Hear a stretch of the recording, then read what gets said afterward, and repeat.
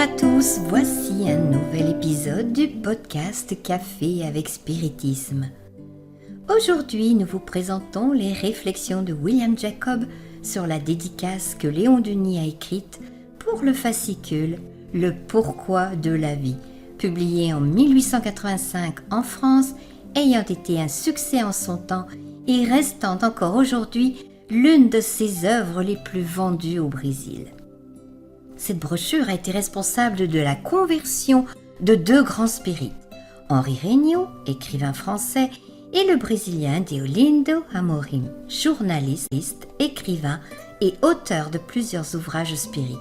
Parmi eux, Spiritisme et criminologie et Africanisme et spiritisme, pas encore traduits en français.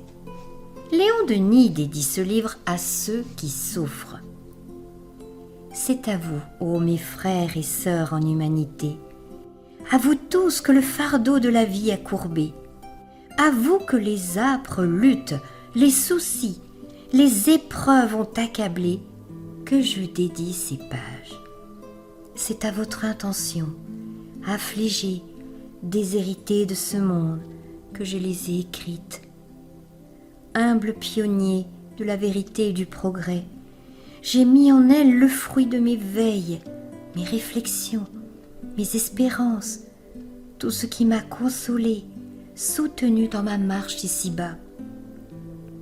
Puissiez-vous y trouver quelques enseignements utiles, un peu de lumière pour éclairer votre chemin.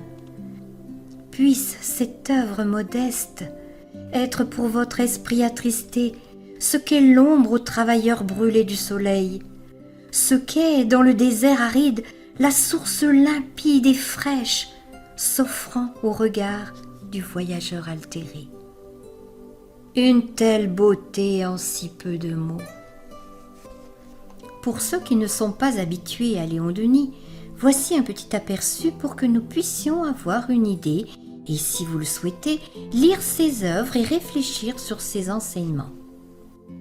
Notez que Léon Denis ne nous offre pas ce livre pour qu'il résolve nos problèmes et élimine les épreuves de notre vie, comme nous imaginons souvent être le rôle du spiritisme ou d'une religion.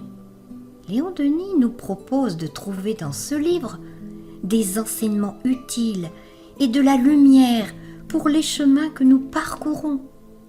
Réfléchissons-y. Imaginons-nous sur une route voyageant vers un lieu meilleur que celui où nous étions auparavant. Sans connaître le chemin, le voyage sera beaucoup plus difficile, mais il est impossible de connaître tous les détails de ce qui nous attend à l'avenir, ce qui ne nous empêche pas de connaître au moins les bases, telles que la distance à parcourir, le temps de voyage estimé, les stations de service, s'il y a une ville touristique que nous pouvons visiter pendant un certain temps, et d'autres points que chaque voyageur peut considérer comme les plus importants. Plus nous en savons sur le voyage, même après l'avoir commencé, mieux c'est. Mais il ne suffit pas de connaître l'itinéraire et de partir sans une sorte d'éclairage pour les moments d'obscurité.